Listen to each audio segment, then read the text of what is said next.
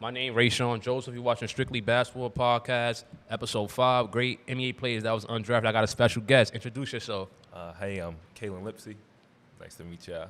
What's up? What's up? What's All up? right, so let's get into it. So, how did you get started with basketball? Like, Did I get started? how did you start playing basketball? Like, how old was you? Like, you first before ball was first in your hand. How old was you? Like, From what I can remember, it's probably like 5 years old. I used to go to Roy Wilkins. That's in Park. Queens. Yeah, I know. I heard of Roy Wilkins in I Queens. used to Yeah. go there. Used to go there with my pop. So he would play, like, I guess Sunday rec or weekend rec outside with his peoples. He grew up playing Anthony Mason. Yeah, I know about Anthony yeah. Mason's so tough, great. Yeah, so I think they was like kind of like from the same neighborhood, and they used to play with one another. So I would go to Roy Wilkins on Sunday, and I'd take a ball or bring my ball and just try to shoot on the court. That's lit. So you did like any AAU teams as a young kid? You never did nothing? No Because AAU. when you were young playing AAU, you get more exposure, Yeah. things like that. Nah, I never did no. I tried out for AAU when I was junior and senior year. I tried out for the Broncos Okay. in Astoria, and I did pretty good at some of the workouts, the tryouts, but they had like their guys already Yeah. set that they was gonna take. Well, I was like, dang, I outplayed one guy. I felt like during the workouts, but they, he had a name, so and I think they just kind of went to the city, or they had a deep city playoff run, so they went with him. Right. So how was your transition from like high school ball to college ball to being a professional? How was that transition for you? Like, What up? Hey, as the Most Turnt Nerd, Rayshawn, that's 3 different transitions. So let's slow it down. Now you played in middle school ball, right? Yeah, I played, but I only played in like a after school tournament league. Like I didn't play on the varsity or the JV team. I don't know what was I doing, but I didn't know about the tryouts. Like I missed the tryout dates, and then one of the teachers in the school seen that we had a lot of basketball players in my middle school. Like Nice. some of the some real dogs. Like, a lot of them went on to play like Division I, Division yeah, II. Everybody know Deadpool. Alan Thomas. He went to my. Yeah, I met Alan Thomas back at Coach Tippy workouts at Jamaica YMCA. Shout out to Coach Tippy. Word. Alan was super nice when we was growing up. Nathaniel Wilson, he went to Campus Magnet. My boy Menon. Okay.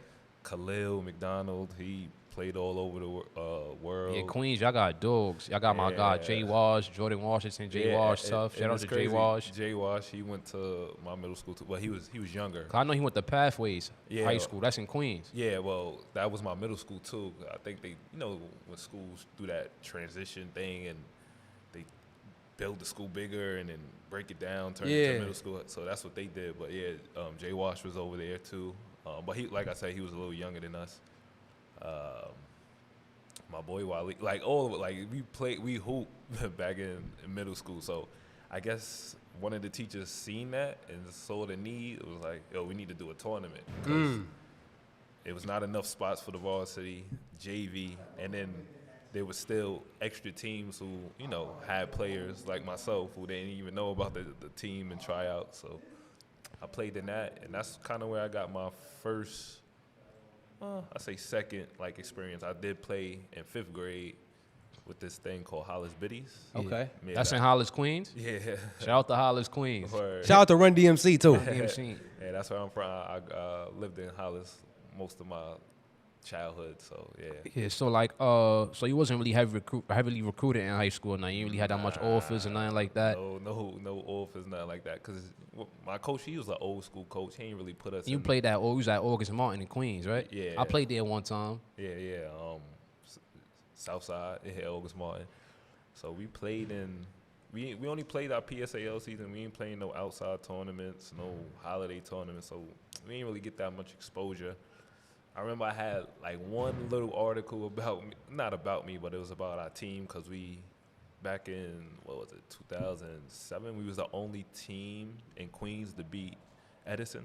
Oh, Thomas Edison. Yeah, Yeah, and they tough. Well, they double A, right? A division. Well, back then, I don't know what they are now, but we was the only team to beat them, and they went on and won the Queens That's tough. title. That's tough. And I think I had like 12, 13 points. Okay. And I see my name in the news. I was like, oh snap, this is I like this. All right, but so how was the it. transition from leaving August Mall and then getting into going to Queensboro, like going to college? How was that for you? And more importantly, what was that mindset? We really want to explore the mindset because, like you said, you didn't get a whole bunch of offers in high school, but you had to persevere to play college ball. So that transition, as far as where you had to be mentally. Well, I just seen it as another challenge, but I didn't go directly to Queensboro. I went to LaGuardia, but at that time they didn't have. They didn't have a team at that time, at that moment. Nah, they didn't have a team, so I just would play in the open gym and rec leagues and stuff. And then they had something, I think it's called intramural, like Yeah. an intramural league. Intramurals, yeah. I heard of that. So I had a team in there, and we ended up winning the championship. And I was like, man, I gotta go to school and play on the team. So Who was your coach at that time at Queensboro? 'Cause I know Coach Jaffe there right now. Who was your coach at that time? oh, it was some guy. Well, it was another dude, but he had passed away. God rest his soul. My condolences. Yeah. Right before the season started, and I was kind of upset because I was going to the workouts, the summer workouts, and Yeah. I was performing like I was doing pretty good. So Yeah. he told me like I was gonna start. And he had like a whole game plan. Like he sold me a nice little vision. Yeah. So, but then he passed away, and then we got a new coach, and then this new coach, he had players that he used to teach when he was in middle school. So I'm like, oh man, that politic, Yeah. that favoritism, and that's life. Of course, I'm gonna give kids that I grew up with, or seen them grow, give them an opportunity, and some new guy, and we're kind of like on the same level, or even if I felt like I was, ahead of them, he's still gonna give, opportunity to his guys. Yeah. But Definitely. But yeah, I ain't gonna figure it. When I was at Queensboro, that's the first time I kind of thought like, yeah, I'm. Because Queensboro is a Division III JUCO, Yeah. JUCO Division III school. So, I thought like, yeah, I'm about to quit playing ball. It was too much. but you was going through things mentally, like. What? I mean, mentally, I was good. Like, there was no problems at home and nothing. Well, nothing too severe. It was just basketball. Like stuff. I spoke last episode, you could use basketball as a tool to get you out of depression. Like you could use basketball as like therapy to get you out that mood. Like, but I felt like basketball was sending me into depression because I'm like, I'm working super hard. Like, there was guys, no disrespect to them, but there was guys on the team that had jobs and they coming from work to That's a different life. to come play, and I'm like, I'm here, I'm sacrificing, I'm you in the staying gym every day, working on your game, getting like, better. like every day, grinding, I'm like weightlifting that, like I swear, like I said, I had some pretty good college teammates. I'm still cool with some of them today. I see them in tournaments, but like they wasn't putting in the work, and like I was doing. At least you gotta have self-discipline. visually, Like you gotta really have that self-discipline. If you really want to be a great basketball player, you gotta have self-discipline, determination. You gotta be in the gym 24/7 every day. Like it's a grind. Like, and I was in there, and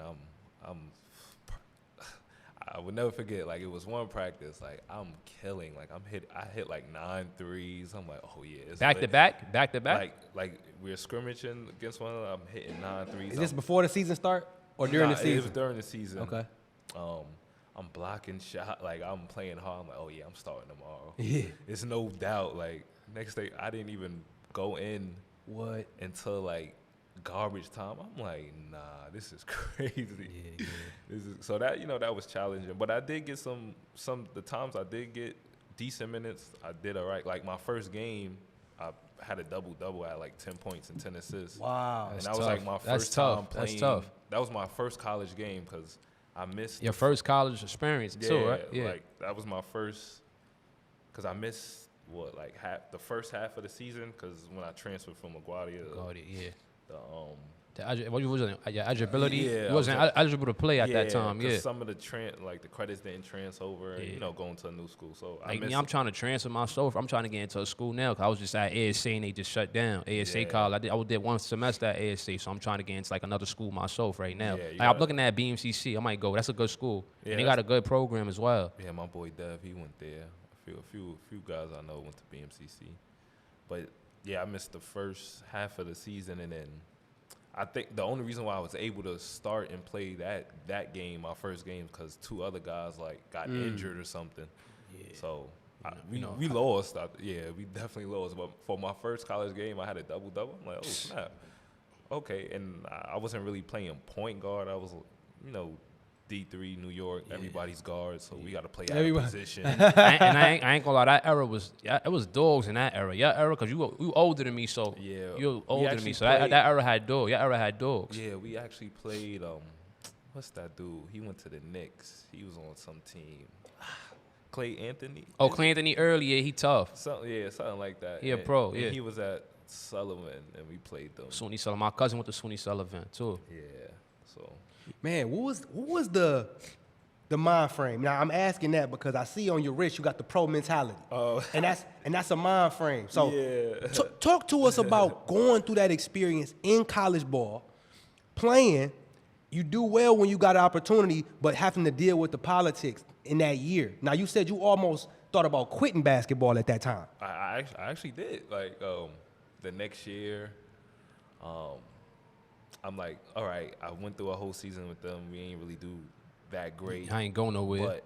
But I started seeing changes in my game. I'm like, all right, it's lit. Next thing you know, some new guys come in. And they was a little bit more serious about basketball. I'm not. They was more advanced than you at that. Or you feel like you was better than them at that time? Not better, but like I had the year experience. Yeah. Being under the system, so I came in focused. This is the 2020. This the 2010, 2011 season. Yeah. Sweet. So Okay. I came in, and like I didn't even go to the tryouts. So I'm like, why am I trying out? So the coaching staff was kind of upset about that. I'm like, what am I trying out for? I was here last year. Like, I'm not hurt or anything. So I finally come to the practices, and there was a practice I had pulled my hamstring. But I didn't tell nobody. So we had a game, and it was a scrimmage. We played at the Jewish school, Yeshiva. Oh, Yeshiva. That's up in the Heights, right? I think so. We played, Washington Heights. I know Yeshiva University. Yeah, we played them. So we normally play them a scrimmage, and we have 3 halves. We got the full game, and then we got another like scrimmage half or whatever. And I didn't go in until the scrimmage half, and I'm like, yo. How was your mindset? I checked out, but I mean, I did have an injury, but I didn't tell nobody. So they didn't even know I was injured until. But even then, they put me in, the garbage time, and it's like I didn't play the game, the minutes that counted. When it mattered, right? Yeah, I mean, I feel like every minute counts. That's real. That's real. When you hoop, but let's be like, right. If you up 20 points, you come in the last 3 minutes of the game. So it was the half that's like the secondary half for like to see the the bench people or the people who might not make the team type. And I'm like, okay, y'all put me in.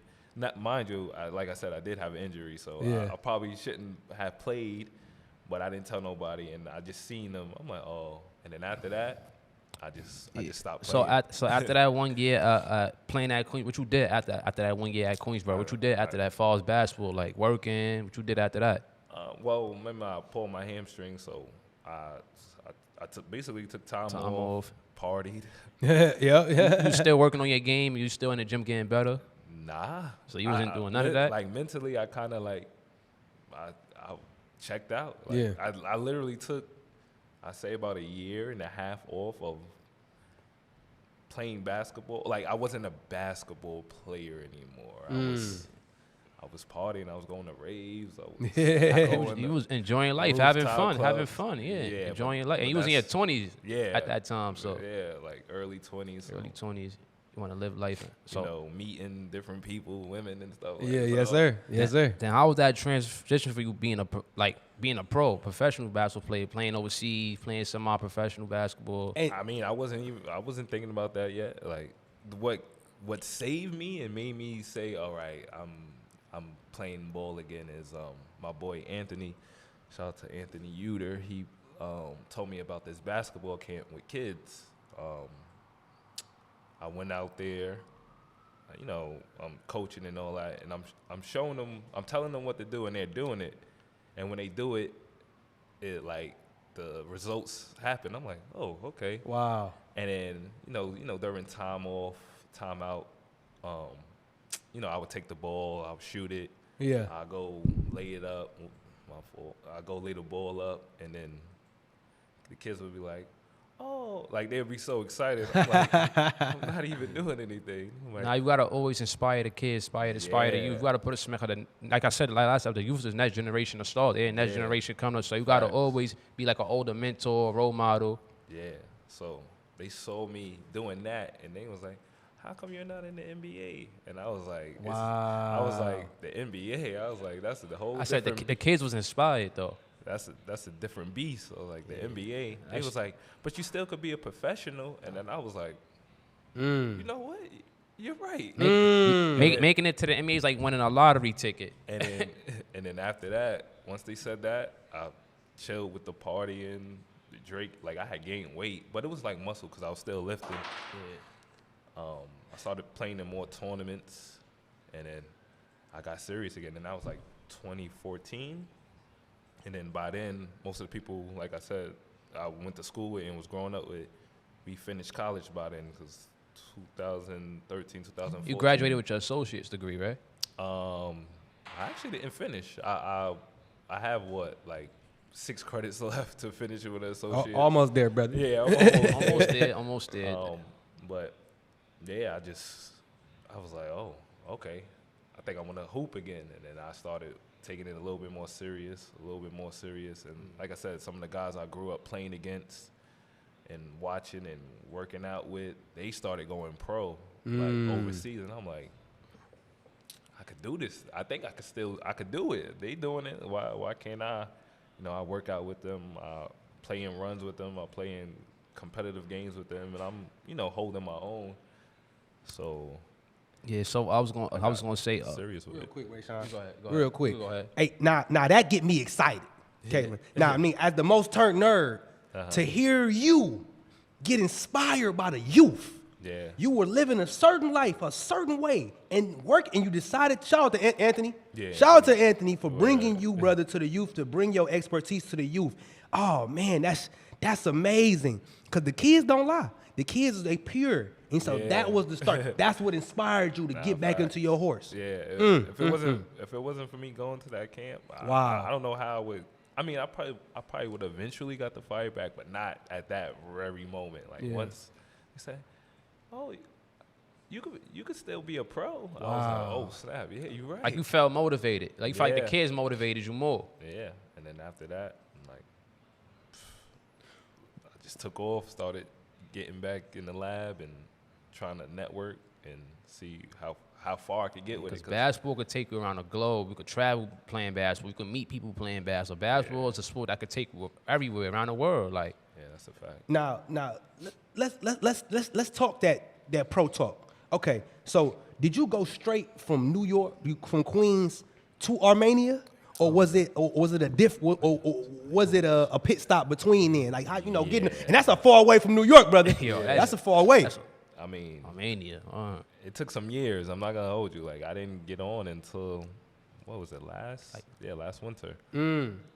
So I was literally when I decided like, all right, I'm gonna try to go pro. That's like 6 years. So in those 6 years, I'm tournaments, Eurobasket camps, pro camps, and just networking and playing in tournaments throughout the city, New York. Throughout the city, New York area, tri-state area. Yep. Yeah, just trying to measure and see if I even have what it takes to be a pro. And then I got lucky and very fortunate. One of the guys who gave me the opportunity, Brandon, shout out to Brandon Hill.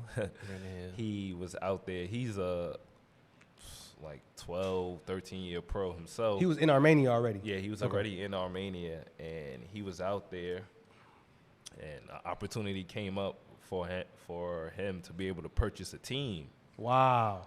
Oh, so as a player, he purchased the team. He on his LeBron James, Patrick Mahomes vibe. Yeah, in fact. So as a player, he was able to purchase a team. So when he brought a team, he was giving, guys opportunities to come out there, showcase, for, a time, see if they was like on that professional level. And I seen the post, and, he gave me the opportunity to come out there. I was supposed to only be out there for a month. I ended up staying the rest of the season, so that's like 3 months. Wow. And So how was your experience? Like how was your overseas life in Armenia? How was the culture in Armenia? How was the people in Armenia? How was that experience for you being in Armenia? Like the culture, like going overseas.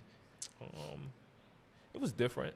Like I said, I tell like some guys reach out to me and ask like, oh, how you just ask like how was the experience? I'm like, it's pretty good, but you have to be ready for the challenges. And I'm not talking about basketball challenges. Yeah. Because I'm not going to hold you. Like, there's been tournaments and this competition that I play out here is way more challenging. Way more competitive. Out here sometimes than it is, in your pro league. Across the waters overseas, yeah. Which is no knack to the guys across the water, but across them waters. Technically and truthfully speaking, a lot of countries haven't caught up to our, skill, for sure, athleticism, and all that. So when I talk about the challenges, I'm talking about mentally. Like, yes, sir. You're away from home. Yes, sir. Different time zones. All that. Yep. There was guys out there really good, great talents, super great talents, but they was like leaving because they was missing their families and stuff back home, their girlfriends, they got kids. Yeah. So and some of those guys was out there several months before I was. So they was out there.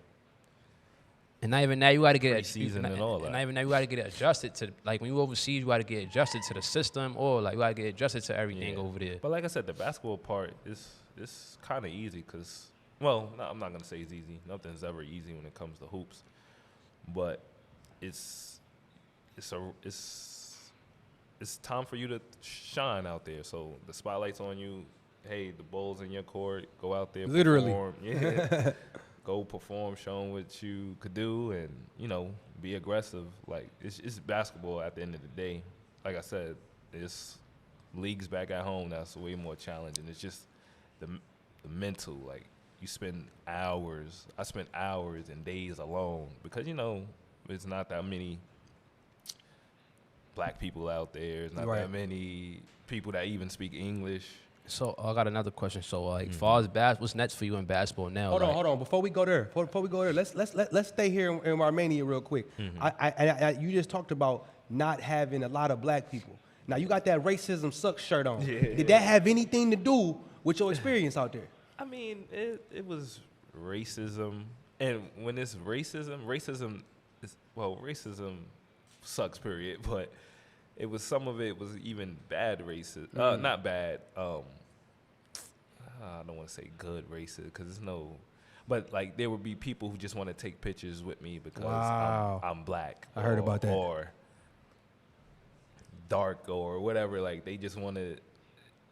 It's some of my teammates who had like long hair or locks or anything. Wow. The people just want to like touch their hair and all that. So it's You got the support.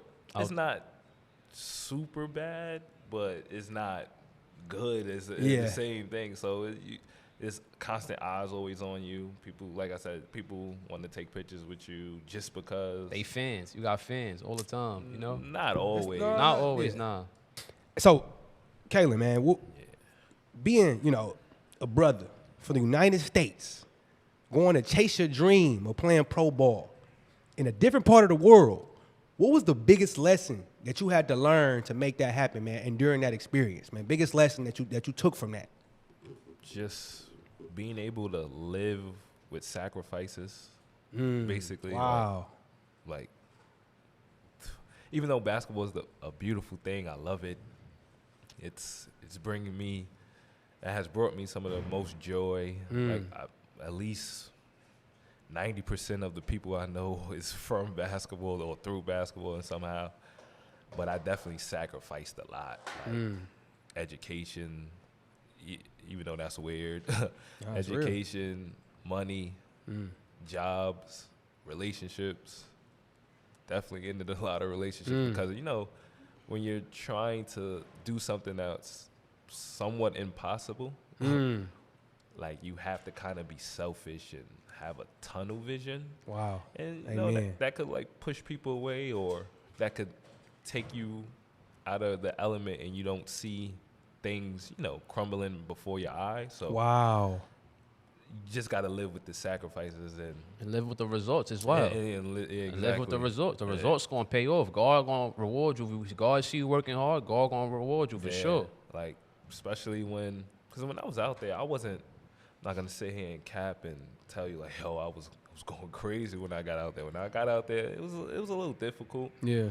But towards the end of the season, I guess I started to hit a little stride, and I had a 30-point game, and we ended We up saw that. Yeah. yeah, we ended up winning that game because, you know, my team, we was like, I think we was almost last place, or yeah, I think we was last place in the league, and we won like a few games that they didn't even think we was gonna win. Like, so if someone was out there, because they do sports betting out there for sure. Yeah. Our league is called VBet, so that's like the gambling thing. that So they you got won out somebody there. some money that day. So I was like, if they bet it for us to like win, like they would have came up, because ain't nobody think we was gonna win no games for the season really. Wow. So once I had like that 30-point game, like I wasn't emotional or nothing, but I really, after the game, I was just like my teammates was telling me, I was like, oh, you had 30. I was like, snap, I didn't even know I had that much. After like it was all said and done, I was like, okay, some of that stuff was worth it. Yes. Like I felt good, but I didn't really show it. But I know my feelings. Like I felt good. Like, oh, finally, like all those hours, all that money, all that was, you know, spoiled relationships. Like, all right, it meant something. Even though it was just a regular season win for us, we were still last place. But You had an agent overseas as well, right? nah, I ain't have no agent. You didn't have no agent? Nah. Wow. No agent. I still don't have an agent. I need one. You still 'cause- looking forward to getting an agent, right? Yeah. You like Lamar Jackson. You your own agent. Oh yeah, facts. Like I mean, if you see my DMs and my Instagram, like it's me hitting up agents and teams. And some of them get back to me. Some leave me on scene. Some, Yeah.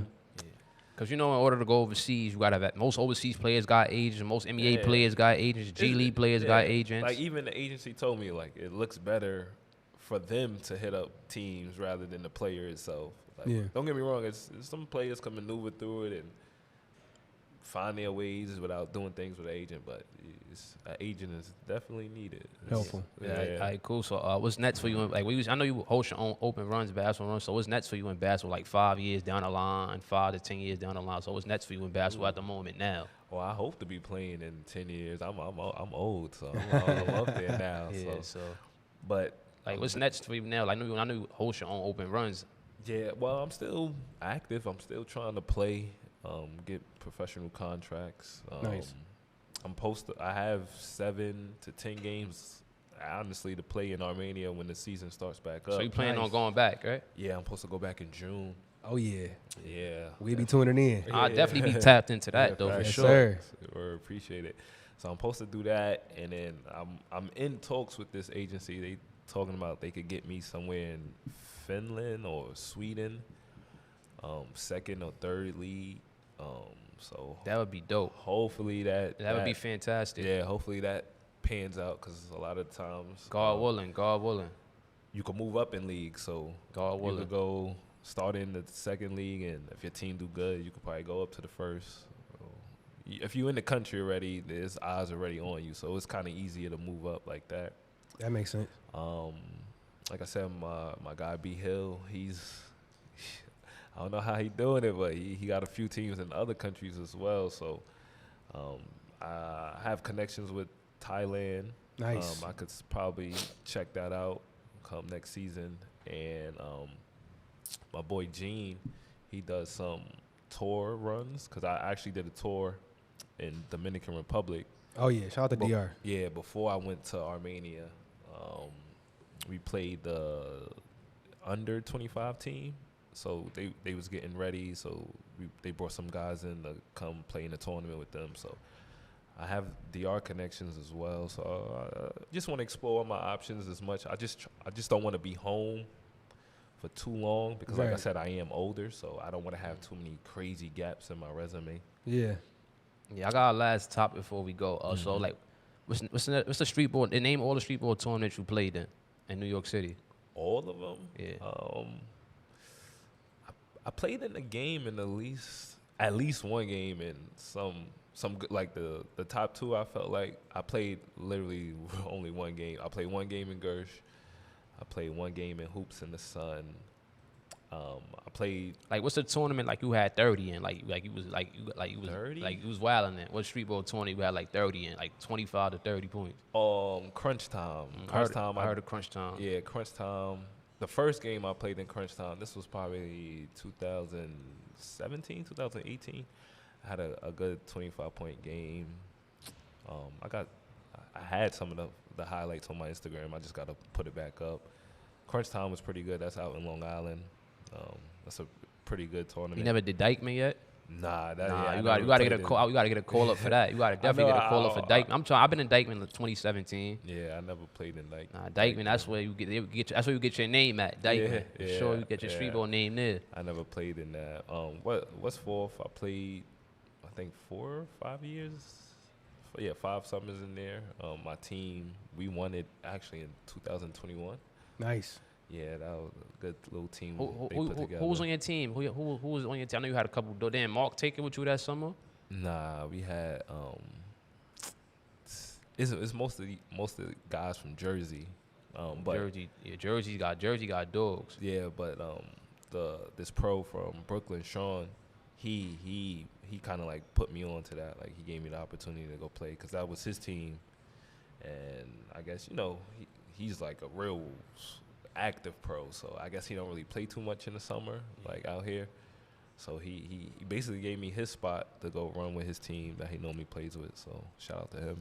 Yeah. So where you feel like New York City basketball going in the future? Like, Oh, it's I think it's probably at its all-time high. It's so many tournaments, like it's countless tournaments, and like the young boys they're nice, like.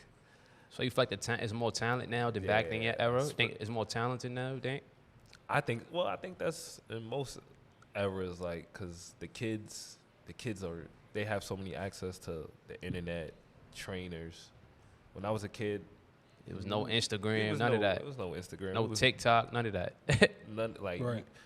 you would see your NBA stuff from watching TV, but now you can see how NBA player trains. You can see what they eat. You can see who they work out with. Now kids have pro trainers. Like I didn't have a trainer growing up. Like Now, speaking of that, having advantages and having to get through issues, we can get to our topic today, as far as undrafted NBA players and people who had to go undrafted and had to take the lesser role. Cats like Ben Wallace. Cats like Hawthorne Wingo. Now, shout out to Hawthorne Wingo, 1971, New York Knicks NBA championship team. Let's discuss that. What would it take to get to a level like that without being drafted and having to go through the road less traveled? I mean, like I said, I ain't never touched the NBA, so I wouldn't know. But I feel like you have to have. It's definitely a sacrifice, though. Yeah, you for have sure. to have a certain level of discipline. Yeah. Like, Self-discipline. There's pros that I know. I see. I shake their hands. Work out with them. They are living in the gym and doing things outside of the gym to keep them ready. Like waking up 6 a.m, putting up shots, then going to the weight room, then playing pickup later, and then going back to the gym at night to put up more shots. Like it's Get up more reps and stuff. Yeah. it definitely, you got to have a certain level of focus especially if you're doing undrafted, because that's like Ben Wallace. He like the lead. He's a 4-time defensive player of the year. NBA champion back in 2004 was Tyshawn Prince, Richard Hamilton, Rasheed Wallace. They had a great team in 04 and 05. They was tough them 2 years. I'm so mad at the Detroit Pistons was tough. They had a squad that year. Shout out to the Detroit, baby. I know what time it is. Shout out to the Detroit Pistons. Yeah, great team, but I was so mad when they beat my Lakers that year. Oh, yeah, spank them boys. Gary Payton, Karl Malone, spank them boys. I was so mad. But I ain't going to fake it. After watching the Pistons, like, I started taking defense more serious. Come on.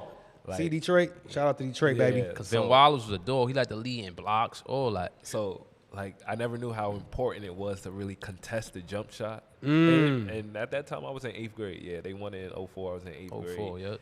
So I remember going to OCP out in over in Queens, over in Murdoch, and playing, like, really focusing and playing defense because of the Pistons. So yeah, hey, I guess. Come on, that's my city, baby. Detroit. Oh, yeah? Oh, okay. Yeah, Detroit. I'm He from Detroit, so you know so we love he that. represent That's Detroit. Fire. That's fire. We put the D in defense, baby. So I've been watching the March match. Shout out to Kansas State.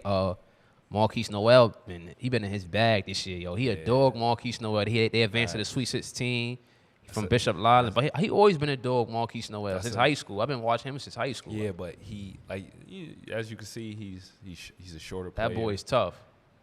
His motto is like the heart over height thing or whatever.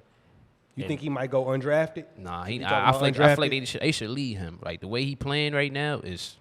Yeah. But it might be an issue because of his height. You know, he's small. He a 5'8" point guard. So that might be an issue because of his height. Now, since we talk about undrafted NBA players, you think he might be drafted? Marquise Noel, it's possible. Since the talk was undrafted. I don't. It's tough. He been killing this shit. They're not really league is not really taking like super. And he's small. That's the thing. He's 5'8". But he will definitely be a steal because, one, he's going to keep working hard. That kid is tough. He's tough. Watching him probably since he was a sophomore. I've been watching since Bishop Lyland days. Yeah, he also played a few games with this AAU team that I used to help train. Not New Heights, right? I know he played with New Heights. Not New Heights, CM3. That's in Queens. I've been to CM3 Elite. I went to one of their trials before. Yeah, so. That's in Queens, yeah. He has a crazy work ethic, like. That nigga, he a dog. He lives in the gym and he works on his game, so it's possible he could go. And it shows, it shows that he worked on his game just by watching him play. Like he a dog. His handles, his pass, against Kentucky, seen him like behind the back pass. Yo, he was wilding. He was killing. He was wilding against Kentucky. But I feel like now the guards, in order to get to the league, and he from Harlem too. And you're gonna be especially any guard, but mostly the little guards, you have to be able to shoot from deep. Yeah. Like 3-4 feet behind the NBA, like basically 27 footers, like Trae Young range, Yeah. Trae Young, Dame, like gotta spread that floor. you have to be able to shoot that. Even a Klay Thompson. Klay Thompson can shoot. No, Klay Thompson is 6'7". Yeah, Klay is 6'7". Yeah, he's tall. Big, huge difference. Yeah. Totally different. So those conversation. guys could be line huggers and get to the league because they make up for things physically. If you're a little guard, you definitely have to have that. In my opinion, from what I'm seeing, how the league is going and how defense is being played, like you got to be able to shoot kind of like as soon as you get above half court. If you're a little guard, because you see Kemba don't really shoot so deep, and Kemba's still he ain't number 5'11", 6'8". Like he not even in the league right now. Exactly. He a free agent. But I think the only reason why he's not in the league like that is because he doesn't shoot it that deep.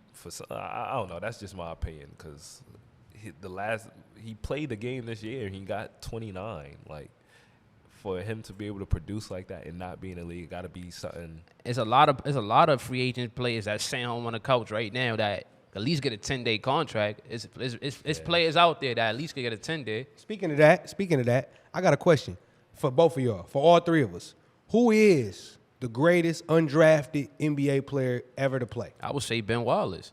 Wait, Okay. I don't know. Me personally, I would say Ben Wallace. Name some undrafted guys. Fred VanVleet went undrafted. I like Antonio Blakeney. Shout out to Jamario Isaiah Moon. Briscoe. Jamario Moon, y'all for the Raptors. He From played the for the Raptors? Raptors. He played for Cleveland for a little bit too. I like Fred VanVleet. He was able to win the chip back in 2019 with Kawhi Leonard. Was Mono Manu Ginobili drafted? Ooh, I don't think so. I think he was undrafted too. I think he If was he- undrafted. I think he was undrafted. If he was undrafted, I'm gonna say him. 4-time NBA champion. Yeah, it's hard to beat that. And he beat the USA team. He back in did. 04 to get gold. He did. That Spurs team is a dynasty. Like I Tony don't know. Parker. If he's undrafted, then I don't think there's no one. Nah.